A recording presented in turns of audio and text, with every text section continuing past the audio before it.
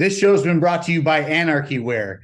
They are a great organization who sells clothing, banners like what's behind me, hats, all kinds of stuff. And they're absolutely amazing. Not only do they put out awesome content, they also make awesome things like this.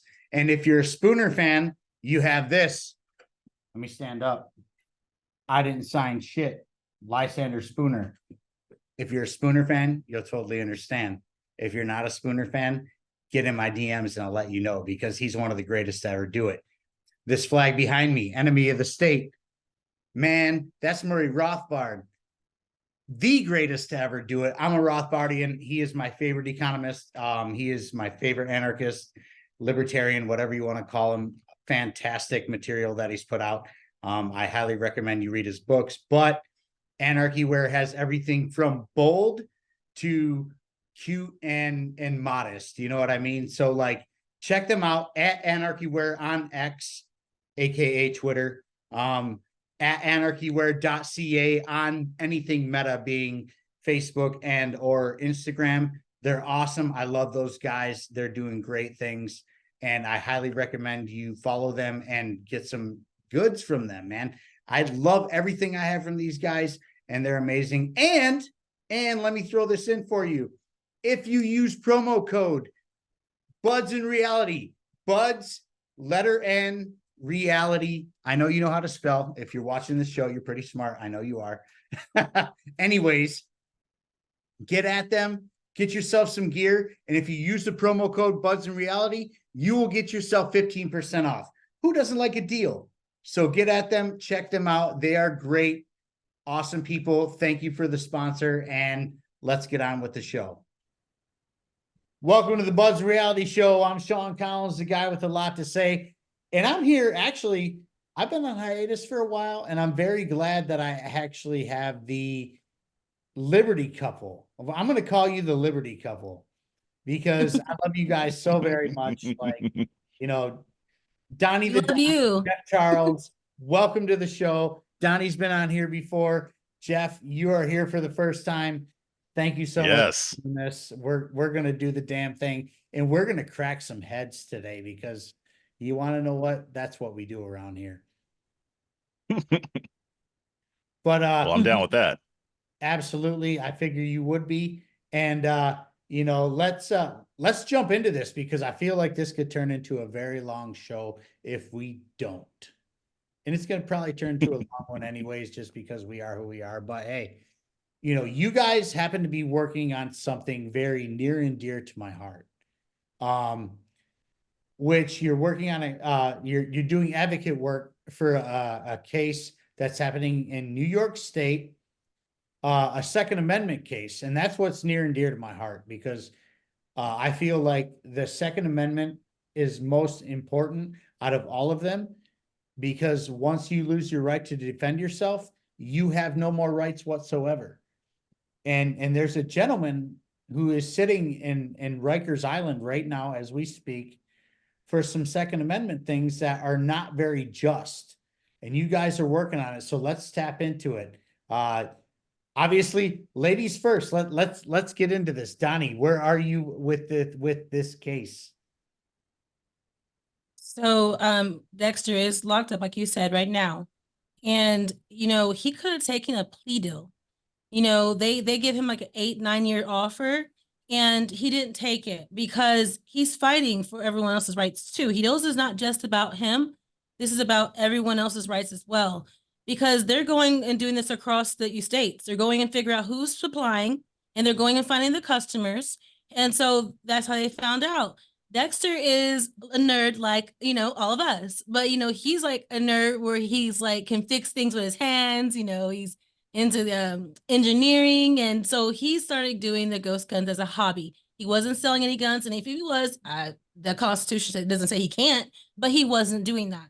It was just a hobby. He's never even fired the guns that he has. So, honestly, this is a big issue where the government just comes in, and takes your things, because there's another issue no one talks about. There's a Second Amendment, there's a Fourth, there's a Fifth, there's a 14th, there's property rights. There's a lot of different things to go with this. But when you look at the Fourth Amendment, so why were they researching him already? Like, how did you know he was buying stuff? Like, like what was the probable cause for you going to his home? He doesn't have a violent background. He doesn't have a criminal background. None of that. So you guys come and get this man and lock him up for doing a hobby where he's harming absolutely no one.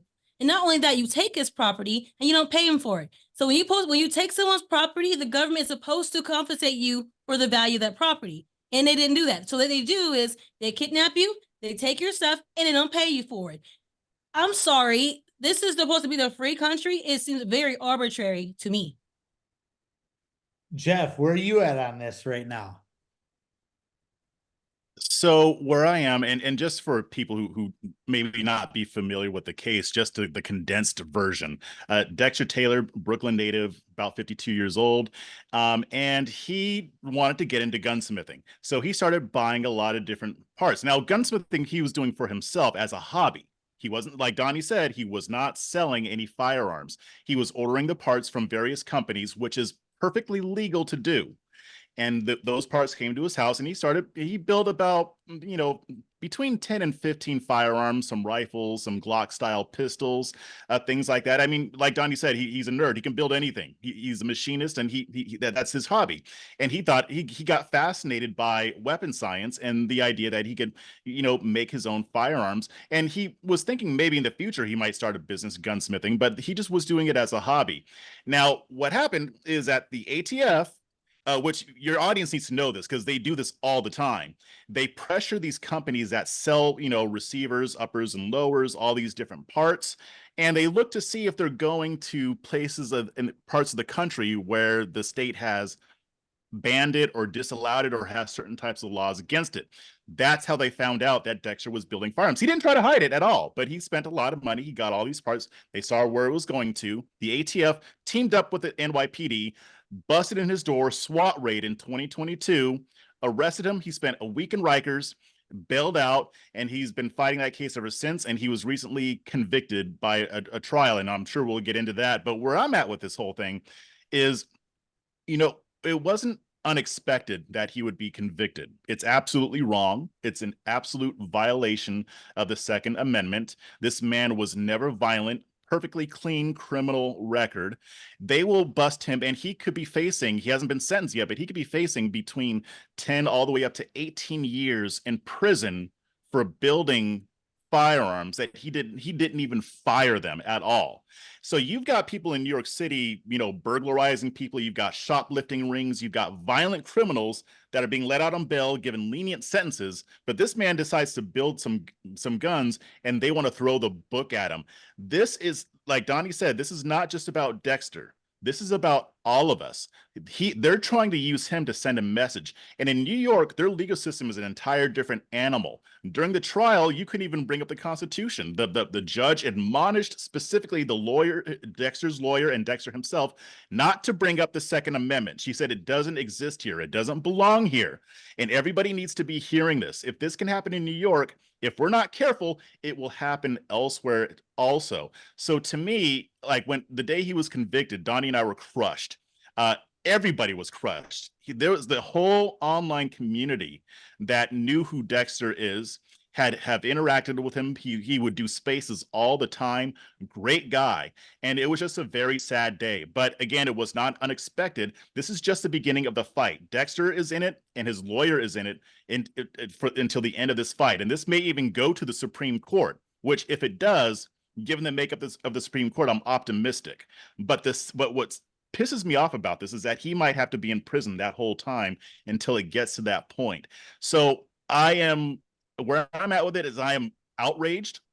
There's just so much to be mad about here. You're putting a good man in prison, but you're also doing it because you don't want regular Americans to have the ability to arm themselves like it says in the Constitution. And to me, everybody who values gun rights needs to be paying attention to this case, very close attention. They need to be supporting Dexter, because I'm telling you, when you're supporting Dexter, you're actually supporting yourself and other Americans who this can and will happen to.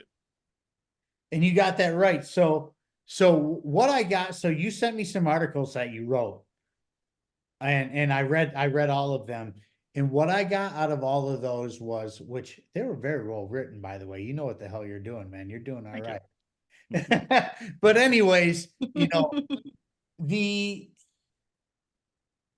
problem, well, there's a lot of problems here, but the big problem is that, you know, the gentleman was buying firearms, our parts to firearms, and building them himself.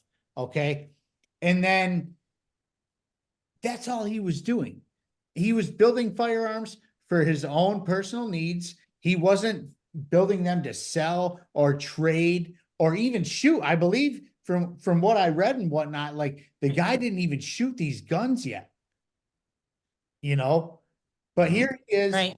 you know, and there was something in one of your articles where he mentioned that, you know, hey, I'm a black man. I have the media telling me that white supremacists are going to jump out of bushes or come at me any which way to harm me. And so I'm building firearms to defend myself. Okay. Who in their right mind would not be doing that if they were in that position? You know, like if I were a targeted person, you know, and people were saying, hey, these people are coming to get you, I'd be doing the same exact shit. There's no ifs, ands, or buts about it. So, you know, the fact of the matter is that we have a man who was just trying to protect himself, who was very innocent. He wasn't selling the guns. He wasn't trafficking them. He wasn't trading them. He wasn't doing anything wrong. He was just building them. Okay. And now there's a situation where, you know, the feds kick in his door, they take him away, they kidnap him, put him in a cage, whatever it may be, you know, and now he has a list of charges that he could go away for a long time. A long fucking time. And Yep. now when you reel it back, like you said, he's doing this for everyone and not for him. Like, what's to say, like, now let me ask you something. Do you think they targeted him? And I don't mean this to make it any way, but like, if there's a situation here where like he's a black man building guns and they came and beat his door down. You're telling me there's no white people building guns in New York? I don't want to. I don't I think want to they're- do that, but like seriously, you're telling me there's no other people who in New York State that are ordering and buying parts for guns and building them. You know, I have a hard time believing that it's not that way, because I guarantee you that there's white people building firearms at the same capacity that he was, and their door didn't get kicked in. You know, and so maybe I'm right, maybe I'm wrong. I hope I'm wrong. I really hope I'm wrong. But like, I also hope that, you know, we wake some people up to the system that is actively trying to keep you from defending yourself no matter what.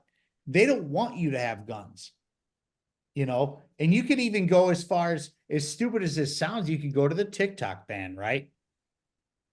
There's more to the MECI than just a stupid TikTok ban. You know, they don't want you congregating. They don't want you talking to other people. They don't want you forming alliances with other people. There's something hidden way back in that TikTok ban that says you aren't allowed to congregate with more than 100 people, or I'm sorry, 1 million people. Wow. So what the hell are what are they trying to do?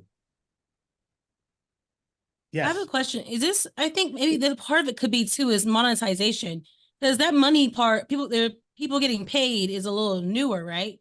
So that wasn't like when they first came out. The monetization came later, right? So I wonder if that's a part of it too, because are they able to see the money people are getting, or maybe that might be another thing as well, because a lot of times the government wants to ban something when people can actually financially benefit off of it. And if they don't have any control over it, and aren't they trying to have them sell it as well? So that someone else can control it? Yeah. Yes. Yes. At one point they were trying, oh God, I want to call him Munchin, whatever. Mnuchin. Mnuchin, yes. Word munchers, whatever it may be. I'm a Gen Xer. Word munchers a thing. Only Gen Xers will understand that. But like, Well, at the end of the day, the United States just wants to be the only people who can spy on you, not China, right? They're eliminating the competition is what they're Yeah, doing. they They don't want to want China eliminate spying on us competition. because they want to be the ones doing it. Yes, they're the only ones allowed to spy on you. But like, you know, the thing is like there's a conjugation bill or a part in that bill where like over 1 million people you're not allowed to like be together. So what the hell are they trying to do right now? There's way more than this than meets the eye. And New York State is actually wilding out right now because it's not just the Dexter Taylor case where, they just attack an innocent man for building firearms in his home who hasn't done anything wrong. Not only have they done that, there's a situation where, and this all ties in together, I promise. There's a situation where a woman went to check on her rental property after her tenants moved out, found out there were squatters. This is in New York State, by the way. She found out there's squatters. There's a video on this, actually.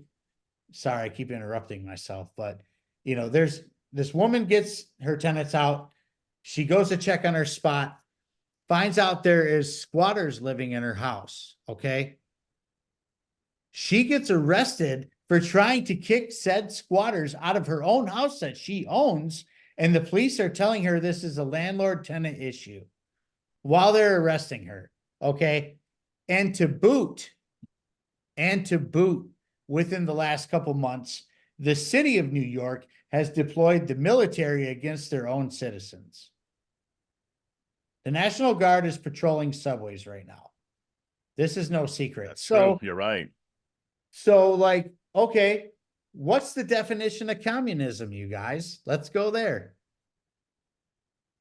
The abolition of private property, which means, and also the abolition of self-ownership, because self-defense is part of self-ownership. yes. I mean, and what better way to defend yourself than to be able to arm yourself? And even just really quick, even just going back to the racial angle that you brought up, I'll throw this out there. New York City especially has a history of discriminating against Black Americans who want to have a permit to carry. In fact, when the Supreme Court was looking at the New York Rifle and Pistol Association versus Bruin case, there was a Black rifle group who filed an amicus brief with the court describing how their licensing scheme was biased racially against Black New Yorkers. So I have no doubt that Dexter's race played into some of this. It may not have been the full the full motivation, but I do think that it figured into it. They believe that Black people are more vulnerable, we're maybe less likely to be able to fight back, yada yada yada. You're right. There's no way he was the only one building firearms, but he was the one they targeted.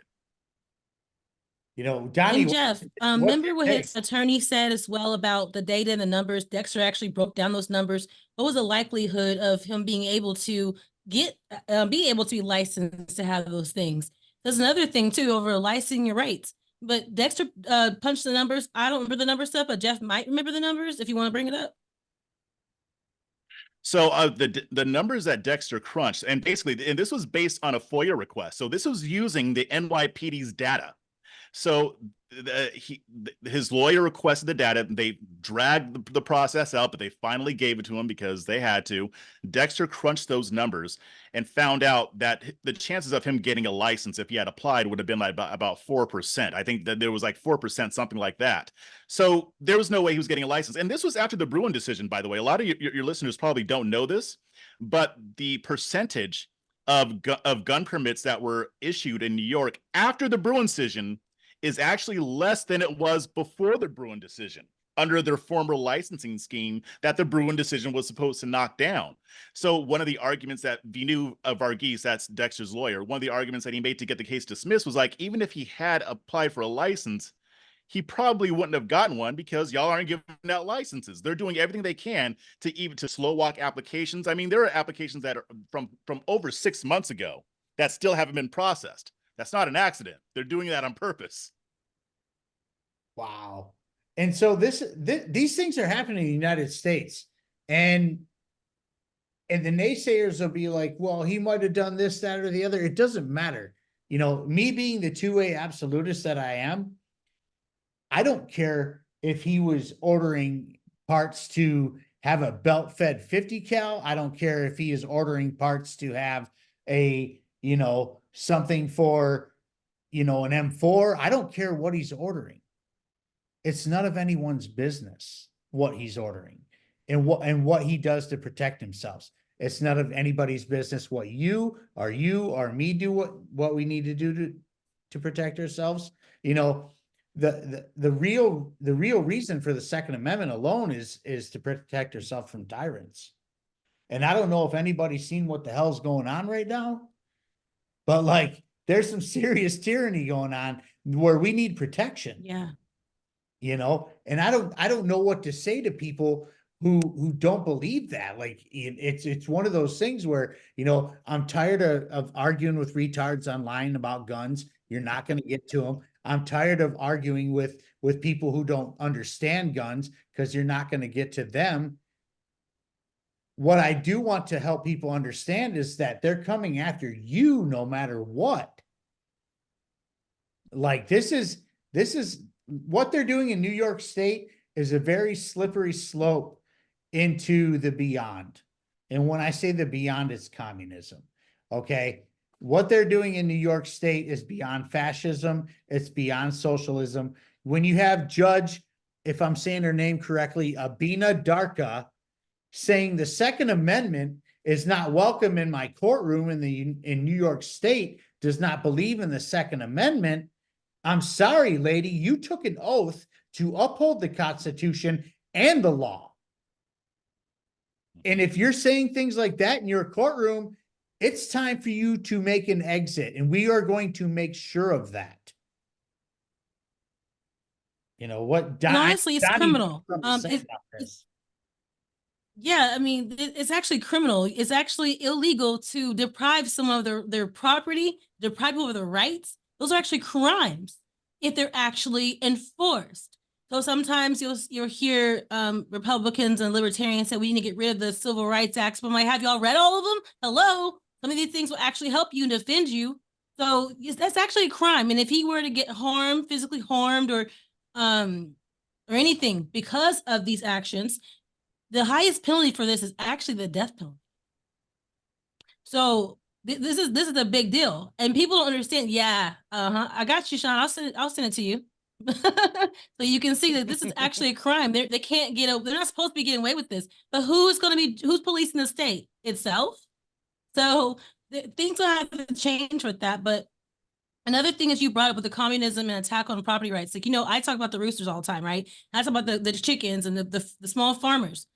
When you take someone's property away from them because you have a right to acquire, you have a possession, because, you know, there's always possession charges, right? But you have a right to possess property. You have a right to acquire it, possess it. You have a right to use it. You have a right to dispose of it however you want to. And yet the government has been regulating individuals on what they can and can't do with their property. And therefore, you do not own yourself anymore at that point, because what you own your own self, right? You're not a slave to the state. You're not supposed to be, right? So if you own your own self, then you own your fruit of your labors. That money, the currency you've earned by your labor, you purchase certain things. That is yours. When the government can come in and take it from you and not pay you for it, you are the government's slave. So I feel like this really needs to be taken seriously. And the thing is, there's been lots of donations and been lots of hype around Dexter's case, but I've seen a lot of grifters. Okay, they're a problem. They just post about the judge being black and DEI and don't even mention Dexter's name, don't even mention the judge's name, the case, or anything, or any of Dexter's links, or none of that, because people are selfish and all they care about is themselves. Meanwhile, Dexter's sitting in a cage fighting for everyone else, and I'm freaking sick and tired of it.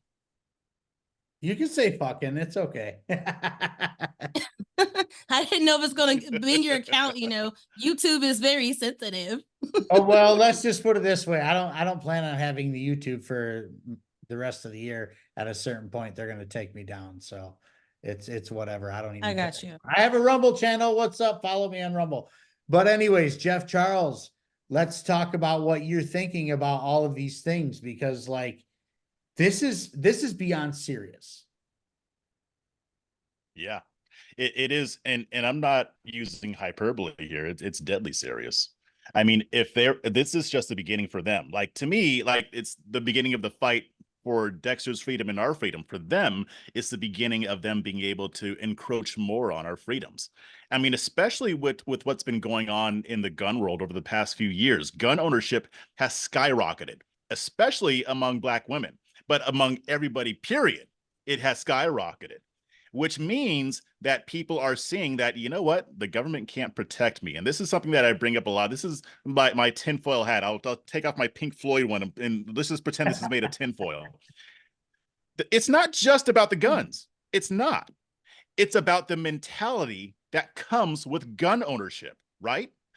If people are buying guns and becoming first-time gun owners over the past 5 years, which I'm one of those, by the way, that means that people are saying, you know what? There's all this violence going on. We had the George Floyd riots, we had COVID-19, and we had heightened crime rates. And people are realizing, if somebody tries to break in my home, I can call the police, but they're going to take a while to show up. They're going to show up after the fact. They can't protect me. So I need to go out, get a gun, learn how to use it, because I am my first line of defense. People are realizing that. And when you realize that, it's like, well, then I guess, what do I need the government for to protect me? I mean, it's good if they come and they're able to do it, but if they can't, then I got to do it myself. What if that thinking translates into other areas of life other than just self-defense? Why do I need the government to be able to drive on roads or, or roads or get food or things like that? Maybe I don't have to be as dependent on this system as I am right now. And I think more and more people are waking up to that, not just in the gun area, but in others as well. So to me, the government wants us as dependent on them as possible, even if it means giving our lives for it. So when people start to pull away from that, the authoritarians are just going to crack down. None of them want to shrink the government. Both parties want to grow the government. It's just one of them lies about it. So to me, that's what this symbolizes. So I mean, and even going back into the realm of the Second Amendment, if we don't have to rely on the government to protect ourselves from criminals, then that translates into other areas as well. But it also, to kind of piggyback off of something that Donnie said, there are people grifting off of it. I mean, yes, I found out about this in December. Like, I heard Dexter talk about a gun case. I thought he was filing a lawsuit based on the Second Amendment or something like that. And we had him on my show, and he told us, and I was floored. And I was like, no, this is the most important thing right now out of all that interview.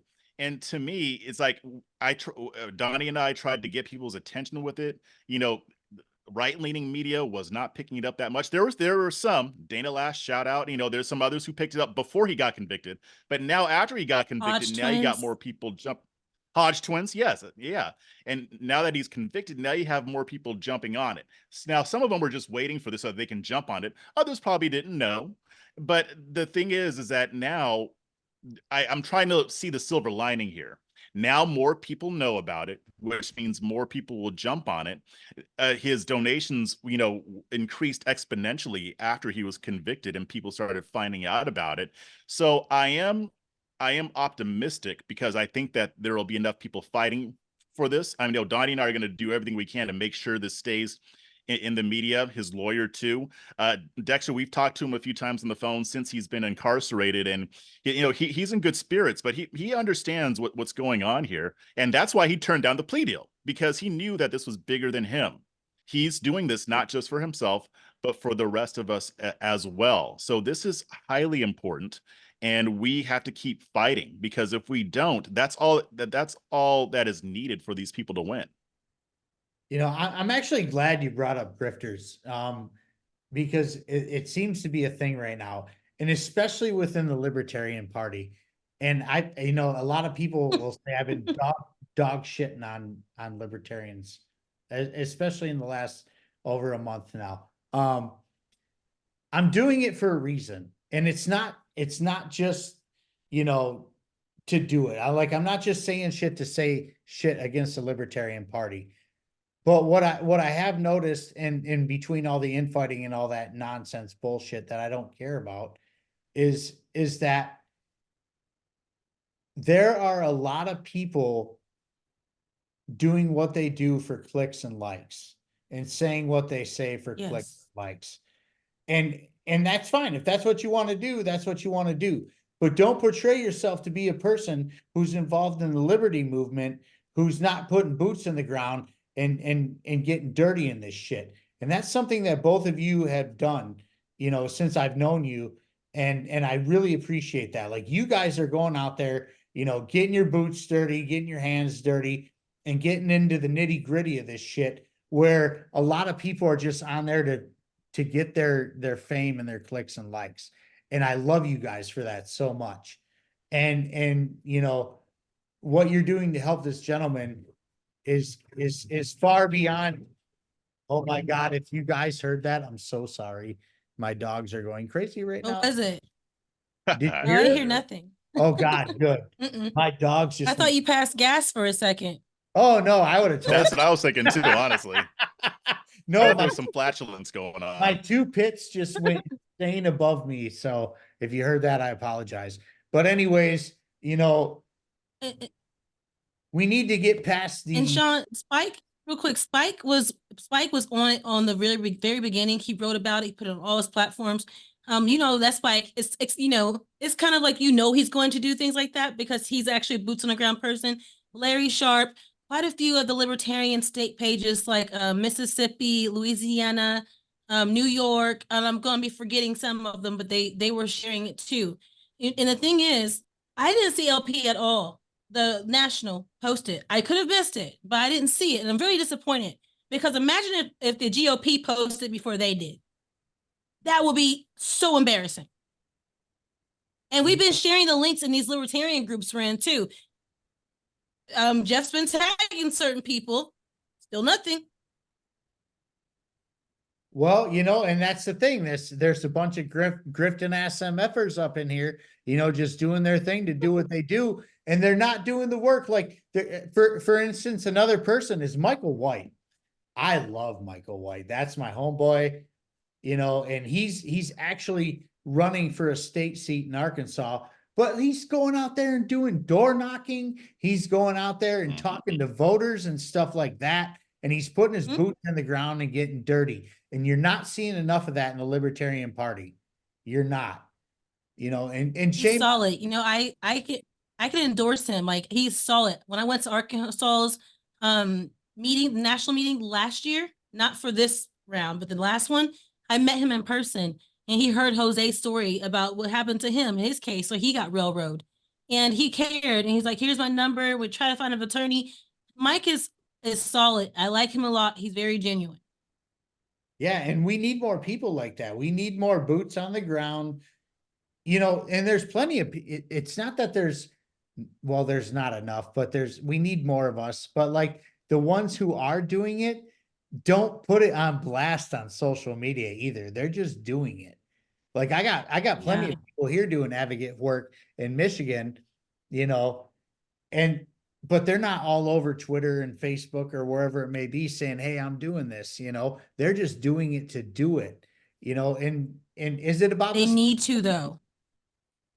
Yeah, I they wish need they to start would. sharing it, though, because if no one knows, they need to. Like Derek, I know he does it because, you know, he does broadcast it, but people need to see what we're doing. You have to lead by example so other people can say, "Hey, what can I do to help?" They see what you're doing. They can do it in their local community and do it themselves. But if you're not putting it up there, because I'm going to be like, "Okay, y'all right. I was wrong. I wasn't doing it at first. I would just go and doing it and not posting it." But like, no one knows what you're doing if you don't share it. And so other people need to learn from you. You have to lead by example. So I need y'all, if you're out boots on the ground, if you're picking up trash, whatever, take a picture, post it. I know you want people thinking that you're doing just photos things like other people just for attention. Like, no, show what you're doing, because we need to see it. How can we know to help finance you or help you do things if we don't see what you're doing? So please start sharing that stuff so we know what we're doing and who we should be supporting, instead of giving money to people who are, you know, just only about themselves. Which keeps happening. And the thing is too, yeah, and it's not that we're saying they should do it to enrich themselves. No, if more of this, if people see more of this stuff on social media and elsewhere, they'll say to themselves, "You know what? Why don't I do that? Maybe I can go and help feed the homeless, or maybe I can go show up and protest what I know my city hall is doing to people in the streets. Maybe I can get out there more. People have to see it in order to glom onto it. I mean, and for the few people who even know what libertarianism is, you know, if who are they thinking about? They're thinking mostly probably about online people or maybe media personalities. And this isn't a knock at them, but they don't know that there are libertarians on the ground who are doing the work. I would love to spotlight these people. I mean, I have a platform. I can write articles about it. I can talk about it on my podcast. I would love to spotlight these people, because the more of that we see, the better. I mean, Donnie and I were just in Illinois last month. I gave a speech at the Illinois Libertarian Party's national convention, and the whole theme of my speech is that we got to be making some noise. We got to get there and show them that we're the ones who will fight for them. If something like Dexter Taylor happens, Democrats aren't going to show up for them. They're going to be very quiet for obvious reasons. Republicans aren't going to show up because they don't care. But there are libertarians who would be willing to take more of this stuff on. And you know, this stuff happens all the time. I mean, local and state governments abuse their citizens all the time. And who shows up for them? It needs to be us. We need to be the ones out there making some noise. We should be making noise for Dexter Taylor, but we should also be making noise for people like Pastor Moses in North Carolina, who's getting jammed up by the city because he wants to feed and clothe the homeless. You know, people like in San Antonio, the bar owner, they wanted to steal his bar to make way for a museum. The people need to be showing up to this stuff. And if they're not able to show up, there's other ways to support as well. But we all play a role here, and we need to be doing more than just the online stuff. And I don't knock the online stuff. I'm online. I try to get clicks too. I try to get that attention too. But it's not just to enrich myself. I do this full time. So for me, like I want to highlight these stories because people need to know about them. And realistically, if we're actually doing the work, whether you're using your online platform or you're there in person or both, or you're making phone calls, the clicks and clout will come. That will happen. It may not blow up as soon as you want, but you know what? You're going to have a more engaged and deeper following of people who actually want to make a difference. And that's something that we should all want. Absolutely, absolutely. Now, speaking of, you know, state and local stuff going on top of the Dexter Taylor stuff, you know, which we'll get into more of that later on, but like, you guys have some stuff. You guys just moved to Louisiana, and you guys have something going on in your state right now that was absolutely baffling to me when Donnie brought it up to me, and the fact that nobody is even talking about it. And that's the fact that your state government wants to rewrite its constitution. We're not talking like amend a couple amendments. They want to rewrite the whole constitution with no rhyme or reason to it. Now, I have talked to some people in your state that said, hey, you know, they've been trying to do this for a decade now, and there's some things that need to get worked out. And they all kind of say the same thing. There's some things that need to get worked out. Well, if there were some things that needed to be worked out, you amend those things. You don't rewrite the whole state constitution, at least in my opinion. And this is happening here where you guys are at. This show is sponsored by Infinite Zeal Syndicate. You can follow him on Twitter @_Infinite Zeal. He is a great liberty-minded fella that just wants to share the message of liberty, and also has fantastic merch like this hat I'm wearing right now. You see me wear it on every show. He's a great gentleman, and I highly suggest you give him a follow because he's one of the good ones, ladies and gentlemen. Now let's get on with the show. Well, think about this. So Thomas Jefferson back in the Gap, you know, he basically said that every 19 years, you know, laws need to be reviewed or entire governments be reviewed. So it could be thrown out. As you can see, like that doesn't really happen. But sometimes throwing a whole thing out and starting all over is a good thing. But I will say is I don't trust these tyrants in the legislation. I don't trust the governor to pick out delegates who aren't authoritarian pieces of shit. Because look, right now they're already trying to make it mandatory to add the 10 commandments in all the classrooms and schools. Do you want those people touching your constitution? Hell no. And the other problem I have with this whole thing as well is that okay, hold on, I'm just back up a little bit. With this Constitution, Louisiana had changed it like 50 years ago. It changed it quite a few times. And so when they're talking about changing it now, there's certain things like they're trying to take away people's voting on certain bills passing. They'll do statutes where they can just skip the people altogether. They're trying, there's another problem is there's not much transparency. We need to know what's going on. We need to see things. I think what they want to do is do it and then send it to the people for a vote. Most people are not going to know what the fuck they're voting for. Most people don't even know they're doing a constitution right now at all. And the system is rigged. I'm quite sure they're going to pass whatever they want to, however they want to anyways. And I would be damned if they really make this more tyrannical than it already is, because Louisiana actually is really rich in resources. Like the people in this state should not be poor, but the government's leeches, and they take everything for themselves, siphon it for themselves and their buddies and their friends. And that's here where we are. You know what's really interesting too? We haven't really talked about on anyone's show yet, but we just found out our representative is Mike Johnson, the Speaker of the House as well. And so this is crazy, the timing, like how we ended up here. We didn't even know he was until we got here. We're like, well, why was he in our county? And Jeff goes look it up on the internet, and he's like, oh, that's our representative. So it's just like, maybe, I don't know how influential we can be talking to him, but it looks like everyone going online saying we're mad at you for sending this money overseas and he's doing it anyways. I don't see where his constituents would care. I'm like, he would care what his constituents think, I mean. Mike Johnson. Well, and it's funny.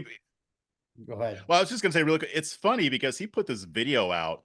I think it was like last week. I can't remember if I told you about it, Donnie, but there's this video that Mike Johnson put out where people were asking people in his district what they thought about him. They're like, oh, yeah, he's cool. We like him. We like Mike Johnson. My thing is like, what if you had asked him, hey, your representative, who is the Speaker of the House, cast a tie-breaking vote for legislation that will allow the government to spy on you without a warrant. I wonder how those questions would have turned out then. Sean, you know what? I bet you we did a video running around our area asking if they knew the Speaker of the House was our representative. I bet you most of them wouldn't know that. Most wouldn't know. Can you imagine being right here where we are now and you don't know that your Speaker of the House is your representative? And this is a tiny place. It's not huge. Mm-hmm. This is a lot of states though. This is not uncommon for people to not know what's going on in their state and or local governments. Yeah, it's actually very common, more common than I would be comfortable with. And the sad part about this is we're at a point now in the United States of America where state and local governments are very, very, very important. More important than the federal government, but that's all you see on national TV, which is all what people watch. Is what they're doing in DC. You can protect yourself locally through nullification. And you can nullify all the way down to the local township, the charter township. It doesn't even have to be your city. You could get down to your little town and be like, yo, we are not going to participate in whatever they're shouting.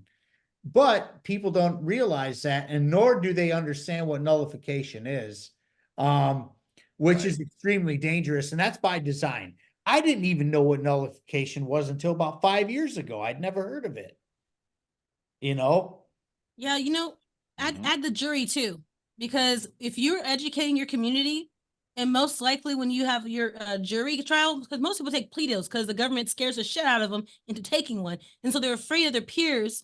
I can't really say some of your peers, but some of your peers will judge you and throw you in a cage. And the thing is, if you're educating your community, you start getting pamphlets out there, educating on what's right and what's wrong, what the government can and can't do, you're going to have a better jury selection because more people are going to be knowledgeable, and they know that they don't have to make you guilty. They can say you're innocent. You only need one person. One.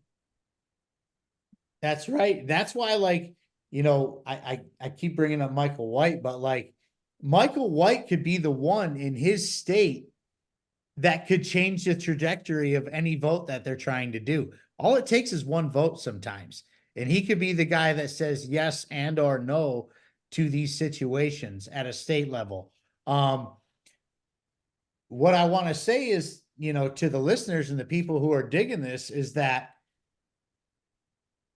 if you're angry about what the hell is going on in the world right now, get your ass signed up and run for office in your local area, wherever it may be, whether you're in a small town, a city, a little township, whatever it may be, get your ass in those seats and start saying no or start saying yes, whatever it may be. Right now, most of the time, it's probably no, considering circumstances. But like, get your ass in there and start making changes. You can be that one person. Sometimes it's, you know, a 50-50 thing and it comes down to one person. You can be that one person that could just say, we're not doing this. And that's the end of it. Protect yourself locally. Start paying attention to your local, you know, government, what they're doing, because a lot of local governments are tyrants too. Like, they're ridiculous. And you guys saw that a lot in Texas. You guys were working on a lot of eminent domain stuff when you were over there. People are clueless what eminent domain is. Yeah. You know? Yeah. Until it happens to them. Exactly. It happens to them or somebody they love. And anytime I talk to people, whether it's eminent domain or something else, I always say, don't think for a second that this will not happen to you or somebody that you love. And that is why we need to be educating people. That's why, I mean, and with the liberty movement in particular, we have to be focusing local. And now I know that the Mises Caucus has decentralized revolution and they're pushing that, but we need to push that more. I mean, I'm seeing a lot of people talking about other issues, which I don't have a problem with. I mean, yeah, we should be talking about wars, foreign policy, you know, end the Fed and all of that. But the thing is, that's not gonna win us any elections. That's not going to get us any power at the local level. At least most of it won't. At least not to where we need. We have to, if we're going to start local, we need to start local. We need to start hyper focusing on those races, local and maybe even state level too. But that's what we need to focus on. The federal government's gone. It's already corrupt. Nothing's gonna change it. I mean, I'm not trying to discourage people from running for federal office, but realistically, how much of a difference are you going to make? You can make more of a difference in your own community that will eventually bubble up to the national level. Yeah, it's a longer term focus, but that's where we need to go. That's where we need to start making noise. That's where we need to focus. And you know, when it comes to even nullification, there's a reason why people don't know about that. I mean, I think I may have heard that term when I was in either grade school or junior high, but not to the extent that we need to, or even jury nullification. I mean, to piggyback off Donnie's point, jury nullification is also important. Guess why? Because in Dexter's case, the judge, she didn't say this right out, but she used language to convince the jury that they have to vote to convict Dexter if they believe he broke the law, and intimated that there could be consequences if they don't. Now, that was BS, because jury nullification is not illegal in New York City or in New York, but she let, and by the way, Dexter's lawyer characterized the judge as the most aggressive prosecutor in that courtroom. She was even more aggressive than the actual prosecutor. So she led the jury to believe that if you believe that Dexter did what he did, which, by the way, Dexter never really denied it, he was proud of it, then you have to convict. That's not the case. But when people don't know any better, they fall for it. And it's You know what? Here's my thing though. You have a responsibility as a human being to know things and research things. You should know the basics. If I don't know anything and I end up on jury, I'm gonna go look up some stuff, like to know like what the laws are. If I don't know a particular, like say I'm on a jury for something that has to do with real estate or something, and I don't know nothing about real estate, right? So I'm gonna do some research first before I start just going off whatever someone tells me to do, because that's not an excuse to do that, because you're just following orders. That sounds familiar, right? So that, I don't, there's no excuse for it, because if I myself, you know, Donnie from Indiana, has obtained this knowledge, and most of it in a sense for free. I didn't go to a school to learn about these different laws and all these things like this. I learned this on my own. I have some mentors in the communities I work with, but other than that, you can learn this on your own and for free. You can get PDFs and you can go print them off. Actually, I want to show you this real quick, Bud. You probably can't see this. I got this off Internet Archive. It's basically a brochure. And I was just looking at Lysander Spooner, and they have his little natural law thing in like a brochure format. So I printed it off. There's all kinds of things. So there's like no excuses to be ignorant. You choosing to be ignorant. In the age of all this information, you're choosing to be ignorant. This man's life didn't matter to none of the people in the jury. And by the way, they switched out the judge, and it wasn't a black judge at first, and so he couldn't claim race. So the black judge, who wasn't even American, she's actually she was born here, but her parents are immigrants. And then wait. the whole thing about that. Let me interrupt you real quick, because you need to shine some light on what the hell you're talking about right now. Because when we talked on the phone, you brought this up. Abina Darka's father or parents are from somewhere else and very important, per se. Yeah, they're from somewhere else. The reason why her father came here was to attend Columbia and to work at the UN. Her parents met at a UN diplomats party. So for me, you don't understand. People be planning ahead of time. They come over here and anchor their babies over here to do things like this. Okay. Now, this is not trying to be racist because they want to be like, oh, Donnie, are you talking about? No. I'm talking about facts. These people are from the UN and they're here. It met is coincidence that she's a judge now? Come on. Like, communism. We're just talking about that. What were we just talking about? What does the UN push for? It's not for smaller government. The UN's going to be the ones who help come here and try to take our guns when the time comes, because the United States government know they can't do it themselves. So they're going to have to come here with NATO and the UN to try to disarm us at some point. I know that's some tinfoil hat shit, but grow up, folks. This could happen. Mm-hmm. It will happen. Hell, they came into his house and took his weapons. He didn't even commit a crime, harm anyone. So if they can do that, you don't think they're going to send somebody else over here? Look at people crossing the border. A lot of them are grown-ass men. You better believe that. And there's a video that surfaced. He wasn't even a Spanish gentleman. He happened to be of a whatever Arabic descent. I don't know what he was, but somewhere out there. And he kept telling, the border officers kept asking him who he was, and he kept telling them, "You'll find out soon enough." What the fuck does that mean then? What does that mean? Wow. That video was around. That video was around of somebody from another country coming up the southern border, by the way, saying, "You don't know who I am, but you're going to find out soon enough." That, I don't know what to say. I mean, what can you say? I mean, they have already caught plenty of people who were on terrorist watch lists and who actually should have been on terrorist watch lists, not just who they just put on there. And they've caught people that are aligned with Hezbollah and other terrorist organizations. We don't know what's going to happen. We don't know. I happen to live in an area, right? So, you probably saw those videos surface of a group of people in Michigan chanting "Death to America" in the streets. It made national attention. It was all over the news media. This happens to be like 15 minutes down the road from me, dude. 10, 15 minutes, something like that. It ain't far. Okay. I happen to actually live in a neighborhood that is very Jewish. I'm the minority in my hood, and my neighborhood is very Jewish and very black. Okay.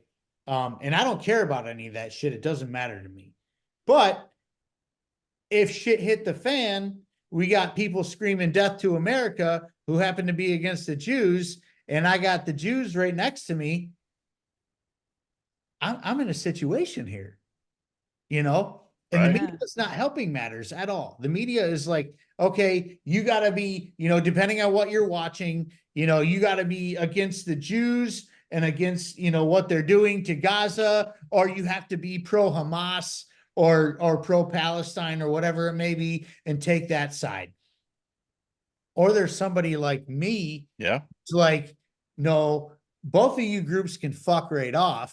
We're done with this shit. And you can have your own war. You can do your thing. Like, hey, if Israel feels like something happened to them, go ahead and do your thing and defend yourself, right? If Hamas felt like Israel was oppressing them, hey, go ahead and do your thing.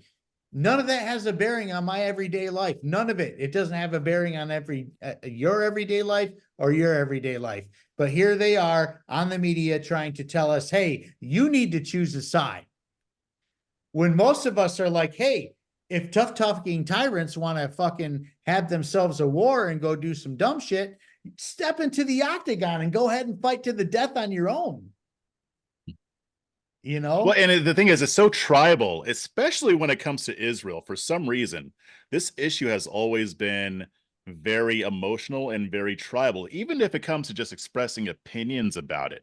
Like if I talk about how Hamas has been oppressing the Palestinians for ages, oh, you hate Arabs and you're just pro-Israel. If I talk about how Israel's government helped to create Hamas and actually helped to create Hamas, don't say then that. I'm like, oh, you must be anti-Semitic.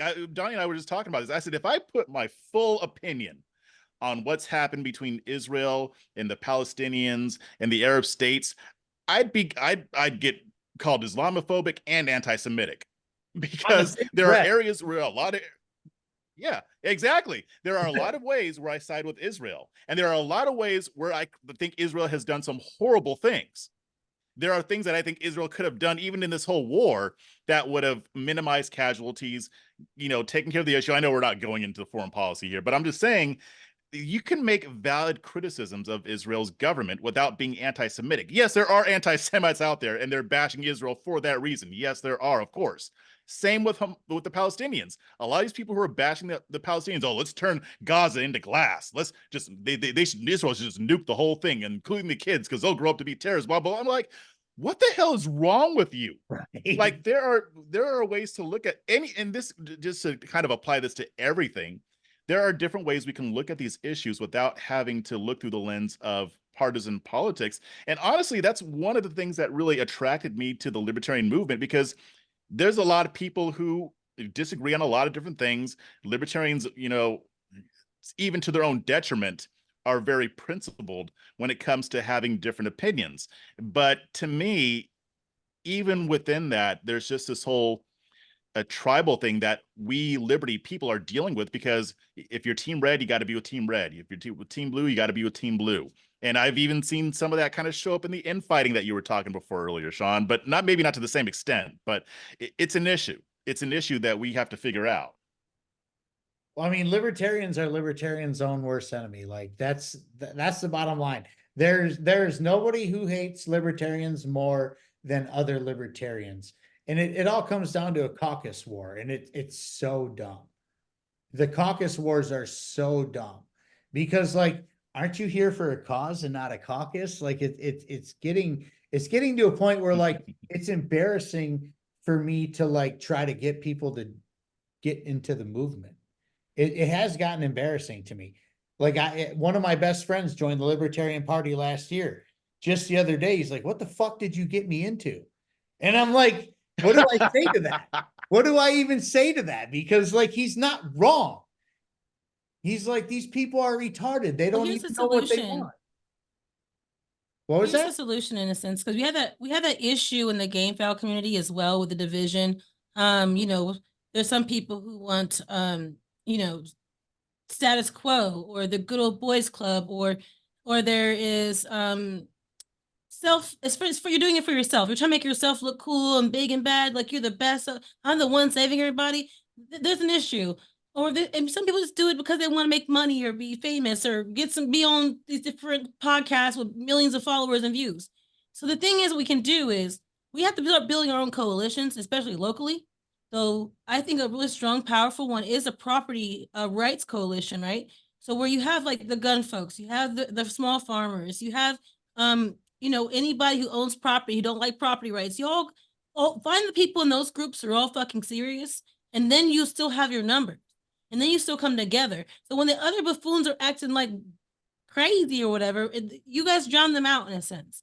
As you grow your movement with the people with you behind you, the ones that come in, they're gonna know you're serious. They're gonna know about that. But they gotta understand too, there's gonna be nut jobs in every party, caucus, organization it exists. But you got to find the ones who are very serious about this stuff, who are ready to work, who are leaders, who can educate other people how to do what they're doing. so that, we don't have to deal with this crap anymore, because eventually those voices will be drowned out. And by the way, I don't like asking people to join Twitter and follow me like that, but I think we should be doing it, because there's so many fucking bots on there. You start getting real human beings on there who are commenting your stuff. Imagine you met 100 people, you got them to go on Twitter, and they're posting your stuff and reliking your stuff and then retweeting it. That's organic. It's not bots. So if Elon's like, oh, we can't see our stuff. If you use things like group chats or something, you're all in there. Make sure you're putting good information in there for repost, because sometimes people are just putting in all their tweets. Put in the stuff that really matters. What are you focusing on in your spot, so we can all repost it? So if you got 100 people doing that, that's going to help trip over their little shadow banning algorithm that we're being paid for. We're paying for. So that's my solution. I think we can do it locally. Hell, if your state Libertarian Party sucks, at least make your county ones not suck. Right. And that's kind of Yeah, where I'm at right now. That's kind of where I'm at right now, is like, I've just, not only did I take a break from my podcast, but I took a break from the LP in general, because I find that, in my personal opinion, the liberty movement is much more important than libertarian politics. I don't think libertarians have their shit together enough to be taken seriously at this point. They can't even get along amongst themselves. Like, you go to a state convention like mine, and you can't even get 100 people to agree in a room. You're not going to reach the masses. If you can't even get 100 people to agree in the room, there's no way in hell you're going to reach the masses. So, I don't want to keep dog shitting on the Libertarian Party, but there's a lot of things that need to happen in order for them to be taken seriously. So instead of like trying to push the whole party at this point, maybe push some real solid candidates who are doing the real thing, or push some people who are, about it, rather than just trying to get clicks and likes. Like, Michael White's the only person right now running for office as a libertarian who has a shot to win, period. He's the only one. Like, there's nobody else out there that has a legitimate chance like he does. And that's a big deal. Like, why can't there be other ones doing that? Well, the answer is because they can't get along amongst themselves. Like, here in Michigan, there's some people who are going to run for office that aren't going to make the ballot because they aren't officially, quote unquote, a part of the Libertarian Party. But as far as like LPMI goes, I don't think we're pushing anybody out to run for office unless there's some local stuff I don't know about, and that's because they're too focused on fighting each other. And at a certain point, it has to, like, the infighting has to end. Not to turn the show completely into that, but if we're going to talk about LP stuff, like, you have to figure it out amongst yourselves before you can even consider getting the masses to get behind you. Because like I said, I had a friend join last year, and he's asking me right now, what the hell did you get me into? I don't have a good answer for that. You know what I mean? Other than I have enough people who can figure out how to play in the sandbox together. That's all I got for him. And that's sad. Dexter could be a uniter. You think about this in a sense. I'm not gonna lie. Mises Caucus, I think, reposted something one time on Twitter that I know of. I saw them liking tweets, but they were not reposting them with Dexter. They eventually did, I think, repost something Jeff had put up. But the classical liberals have been reposting it the whole time. And so I've seen people from Mises, like, who are like not like the party people, but like regular people, Mises people and classical liberals, all like standing up for Dexter. I mean, I don't want to put all the pressure on Dexter like that, but like, I'm just saying, like, this could be an opportunity in a sense to help unite people behind a common cause. Like I said, property rights. Dexter, he's sacrificing a lot, right? This is something the Libertarian Party, the Liberty Movement, not just the party, the movement should be really gun-ho watching.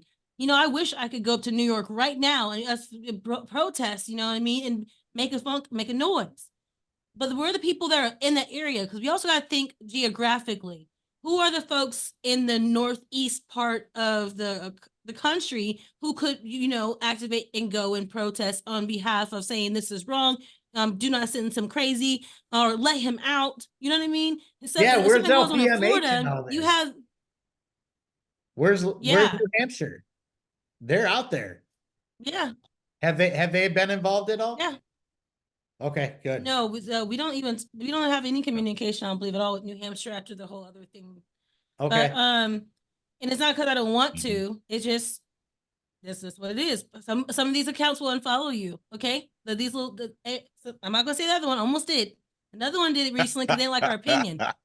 Their personal opinion behind the screen of the computer was more important than having a relationship with people who want to make noise.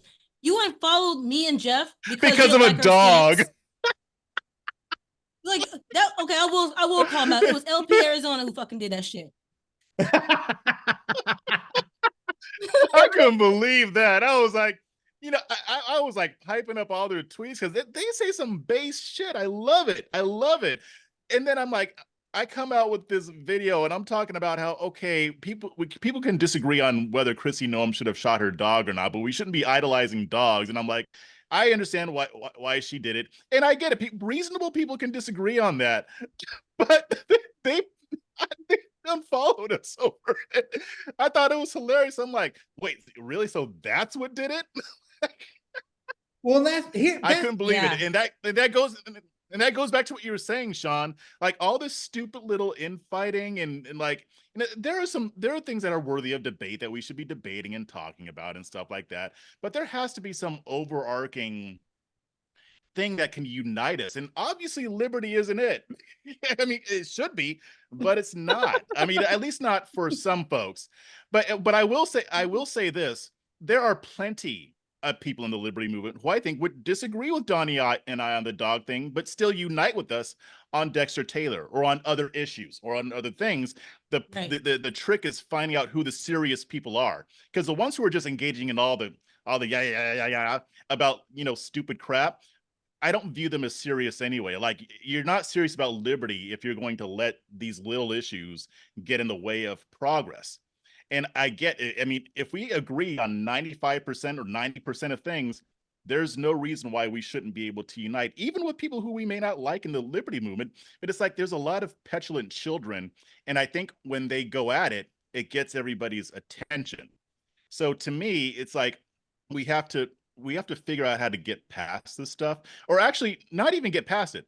Just find the people who actually do want to make change, because I think there are probably plenty that we don't know about. Maybe like your friend is turned off by this stuff, but I'm sure if he were to link up with people who actually are about this life and about pushing liberty, then I think that liberty would unite at least those people. And I think there are probably enough, at least at the beginning, to start making a difference. Let the other ones fight, let the other ones play their games and, do whatever they need to do for clicks and be emotional. We can't do anything about that, but we can do things, but we can do something about how we choose to move forward. And I think that that's the key. And that's Right. what And it's good to know who people really are before, like, get heavily invested in them. You know who they are. Okay, so this group of people actually value a dog's life more than a human being's life, or your children from getting bitten, all that stuff. Okay. Or you just read titles to articles and don't read the whole thing. So we understand. It's good to know because we've been watching this for over a year now, right? Been watching, and then the salt people, we see who the salt people are. The other people, you weed them out. Okay, I know who you really are. So there's a status quo thing. I think some people need to support and kiss asses for certain people in this. I don't even want to say they're part of the movement. They don't even advocate the movement, but claim they're part of the movement. But people, we can see who's serious, who is looking to worship somebody, and who's looking to go to work. Oh man, I love that. Yep. I love that a lot because, I'm tired of people just glorifying people who are there to just shout off and splurt off bullshit for clicks and likes. And they're like these great people and they get monetized. And it's not about money, by the way, but I'm just saying there's people out there making a bunch of money on this shit who aren't about it. They're not about it, not even a little bit. They just happen to find a way to grift and make some money and get what they need. They're not boots on the ground. They're not doing anything. They're not showing up at events. They're not protesting. They're not doing anything. They're literally people on a podcast or on Twitter or whatever it may be, bitching and getting it. And good for them, I guess, if they're getting it, and all that. But like, those aren't my people. Those are not my people at all. As a matter of fact, Right. I don't want anything to do with those people. I want things to do with people like you guys and Michael White and Lars Mapstead and, people who are out there, just out there, even Chase Oliver and people running for president and stuff like that, who are just Larry Sharp. Larry Sharp. God damn it. Oh, and Mosh. And Mosh as well, Mosh. Let me tell you something about Larry Sharp. I revere that man just about as much as I revere Ron Paul. There's a few people in the liberty movement who I revere completely and value their opinions more than anybody else's. Larry Sharp, Shane Hazel, Michael White, the Cajun Libertarian Noel Olin, Spike Cohen. I love those guys. I revere those people so much. Me too. So much, and there's even little subtle differences. Michael White is a minarchist and I'm an anarchist, but we can find our way through it and just kind of chat through it and talk about it. Like seriously, me as the radical anarchist that I am, and I hang out with some like for real anarchists who are like, whoa, fuck the state, and they can do, anything they do is bad. Well, I hate to make my anarchists mad, my fellow anarchists mad, but like, if we could go from what we have today to an actual minarchist society, like Ron Paul was talking about 15 years ago plus, I would be very okay with that. But a lot of the purists would be like, no, it's the state and the state does this, that, or the other. No, I would very much prefer a minarchist society over what we have today 100 times over, twice on Sunday. And to be fair, under that kind of society, you would have your anarchism. You can have your own community and you guys will live freely. You can voluntarily live in that community or you can leave if you don't want to be there. So you could still have it under that kind of community. It was just, it's not going to be for everybody. It's just going to be your community.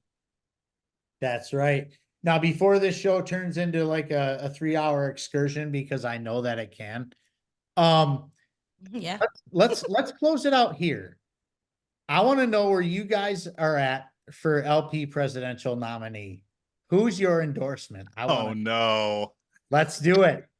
I'm putting you all on blast. So I told you on the phone I wasn't doing anything public, but since you my homie, you owe me, by the way, for this one. I will give you my top 2. Okay. Okay. Chase Oliver and Lars. Okay. Jeff. Oh man, this is tough. I mean, Chase is up there. I mean, and I've seen a lot of Chase's stuff and we've interacted quite a bit. I like Chase's approach. Seeing the debate and in he Illinois, shared actually, extra stuff. He's the only candidate that did. Oh wow, okay. I mean, what I like about Chase is that he does exactly what we've been talking about in this podcast. He's on the ground. He's been to all 50 states. He's campaigning his ass off. And even when he's not, like he spoke out against Cop City in Atlanta. Like he's doing all the shit that I appreciate, all the stuff that I like to highlight with my platform, all the stuff that we like to do. So I would say he's probably 1 or 2. I haven't decided on who's actually number 1 yet. When I saw Lars speak during the debate, he really rose up to me, because at first I like them all really, but he really raised himself up with how he, I hate to use the word performed, but yeah, that is a performance. Like he performed well in articulating his message. And I think that he has what it takes. I think that he has what it takes to articulate a libertarian vision. He's not a whack job. Neither him or Chase are whack jobs. I mean, they can talk to regular people. Lars and Chase, that's what I like them. But they can talk to regular people and they can speak to regular people's needs without getting so heady into and I might get in trouble for this, but not getting into saying, oh, end the Fed. Well, okay, nobody knows what that is. but somebody like Chase and Lars can actually explain what that means in English, in regular people terms, so that they understand why we are the way we are economically. I'd even say third shout out. I mean, Mike Termott. I mean, I didn't know much about him. And what I'd seen, I was like, okay, that's cool, whatever. But when I saw him at the debate, I was like, okay, I'm kind of picking up what he's throwing down. I can feel that. So I guess those three would be in the top three, but I'm not talking about the order because I don't really know. Wait, Right Jeff. on. Can Jeff, can you do an honorable mention? That guy, I can't remember his name already. I forgot. Please don't, it's nothing personal. You're talking about Art Olivier. Yes. Can you kind I of meant highlight Art. that and why the Libertarian Party doesn't talk about this? Because when people say, what does libertarianism look like? I mean, hello, you had a mayor. I like to, you know what? Cool. Okay, I'm gonna put Art Olivier in my top three. Sorry, Mike Termott, but here's why. Because he was the mayor of Bellflower, California, which is not a libertarian area of California. So he won as mayor, and he actually like did libertarian shit when he was in office. I love that. Like, I think it's great.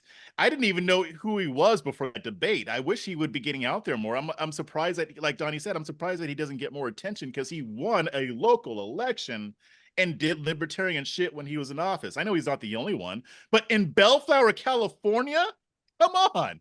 Like, I think it's great, and I like a lot of the things he had to say. He's a cool. And also, it doesn't really matter to libertarians with race or anything, but this is interesting. Didn't you say, Jeff, that's a high population of Black people in the area and they voted for him? Yeah, at least back then. Yeah. Yeah. I mean, it's still mostly white. I mean, it's a nice area, but there's still a lot of Black folks that live there. I mean, he would have had to have got Black votes to win that seat. Right. There's hope. There's hope. Me, it can be done. He's showing that it can be done. Okay, I'll shut up now. No, it can be. It can be done. And I actually met Art Olivier at my state convention in March. Him and Charlie Valet. Charlie Valet actually ran into on accident. I was at the bar sipping cocktails, and all of a sudden I'm sitting here chopping it up with some guy eating a burger, right? And he's like, "Oh, by the way, I'm Charlie Valet. I'm running for president as libertarian." I'm like, "You got to be shitting me right now. You're about to be on a panel." He's in Louisiana. Flowers. Yes, he is in Louisiana. You know, I would like to link up with him. he's a really cool dude. He you know, he's got some good takes. His COVID stance turns me off big time.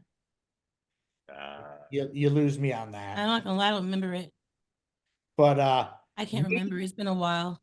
I am a Lars Mapstead. Lars Mapstead gets my full endorsement. You know, he gets it, and he's one person that, you know, who really truly understands how money works and how the economy works. And in today's, you know, political spectrum, we need somebody like that desperately, honestly. And the gentleman, you know, he grew up with no electricity on a pot farm with his family. Like, his parents grew pot and they had no electricity. He had to take a shit in the outhouse. They didn't have bathrooms where he was at, you know. And then he turned around and made himself into something, and he sold his first company for, you know, $500 million. You know? Yeah. You know, yeah. I didn't know that backstory about him. That makes it even more interesting, you know. Because another thing about him I do like is that he identifies a problem and he's really good at selling the solution to that problem. And so I'm really I'm excited. You know, here's my other thing too. I've been on Facebook, I've been on Twitter, and I see his ads everywhere. He's dedicated to it, so I do appreciate that. He's the only one who has the resources to pull it off. Honestly, if you want to break it down to like a money issue, he's the only one by far who can pull this off. And we all know the name of the game is money. But that's that's not why he's my guy. He's my guy because he understands what it's like to have his dick in the dirt and then become something of himself. Like, I feel like he could be a little more empathetic to people who do have their dick in the dirt. Like, he he's not one of those people, let's put it out there like this. A lot of libertarians are like, I'm going to get in there and I'm going to do this and do this and do this and do this. They're not going to do this, or this at all because they have a Congress and a Senate to fight with. Okay. Lars is very reasonable in his expectations. He is very reasonable in his expectations. And I appreciate that about him as well. It all sounds good. Yo, we're going to end the Fed. We're going to free the market and we're going to do this, and this. It's not going to happen. Look what's going on with Milei right now. Like Milei's got a fight out for him right now. Like he had what? I think there might have been 4 libertarians in the whole cabinet, in the whole, Argentinian government. Like he had no chance to get anything passed, and a lot of people are dogging him for this, or this. Well, it's not an overnight sensation. Like if anybody thinks that hypothetically any libertarian gets elected as president, this year, there's no way in hell they're getting anything done in the first term. Not really. It's not going to happen because the way our government is structured. Well, they can pardon a lot of people who have victimless crimes. They can do that. They can do that, which is great. Let all them people go. Let my people go. Yeah. Instead, we have assholes like Donald Trump who could have pardoned like Assange and Snowden and whatever, but instead he pardons Kwame Kilpatrick, one of the biggest pieces of shit that came out of Detroit. I don't know if you know anything about Kwame. He robbed this city blind. I've heard about him. Oh, and ended up doing some prison time because of it. He got charged guilty. He got found guilty. There's too many receipts. And as a matter of fact, he had something to do with a stripper's murder that got thrown under the bus. Yeah, I just said that out loud because of who he is. Got thrown under the bus. But he was there with this woman the night she got freaking, offed, per se. And because of the way Detroit handled their voting, quote unquote, he's gonna pardon this gentleman who literally destroyed the city and then be like, it's okay. No, we need guys like Chase, our Lars, our Rechtenwald, our, Termott, our Josh Smith, whoever it may be, that'll be like, yo, we are going to pardon these people. Unfortunately for Snowden, I think he needs to stay in Moscow, whether he's pardoned or not, because they'll kill his ass. Yeah, they will. Straight up. But Donnie, Jeff, thank you so much for your time. Thank you for being my first show back and making this comfortable. I was actually quite nervous about this today because it's been over a month, so thank you so much. Plug your stuff. How can people find you? How can people, get to your cause? Like, please, Donnie, go first. I'm Doni the Don on pretty much everything.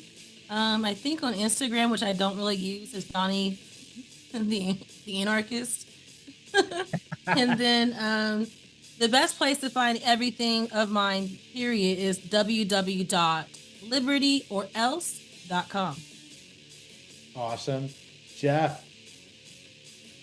Yeah, for me, you can follow me on Twitter. My handle is @jeffcharlesjr. You can read my writing at redstate.com, Newsweek Opinion. You can check out my Substack, which is called Chasing Liberty. That's at libertychasers.com. And I, too, have just started my podcast back up. It's called A Fresh Perspective with Jeff Charles. Awesome. And for me, you can find me anywhere at BudsnReality. When we say BudsnReality, it's the letter N, not and. And you can find me on Twitter, Instagram, Facebook, all the same handle. You can find me anywhere you podcast, Apple, Google, actually there's no more Google podcasts. So you can Apple, Amazon, Radio. I love that. And also, if you dig my work, donate, please, you guys. Cash App, BudsnReality, BUDSN Reality. Please, if you're digging what I'm doing, donate. It costs money to keep this show going. And any help is much appreciated. And also, you guys, I am personally gonna pin the I don't know what to call it. I guess the thing to get the judge unbenched. The petition. That's what I'm looking for. Oh, the petition. I'm gonna pin that petition on my Twitter at BudsnReality. Please sign it. We need to get people like this unbenched. I'm sure you can find it on Jeff and Donnie's handles as well. We need to get people like this out of here because you know they're going to crucify this man in New York if things keep going the way they're going. So please sign the petition. Let's get this to the Supreme Court as soon as possible because I don't want to see an innocent man who literally did nothing wrong, nothing, get treated the way he's being treated right now. Until next time, peace, love, and liberty. Much love. Be good.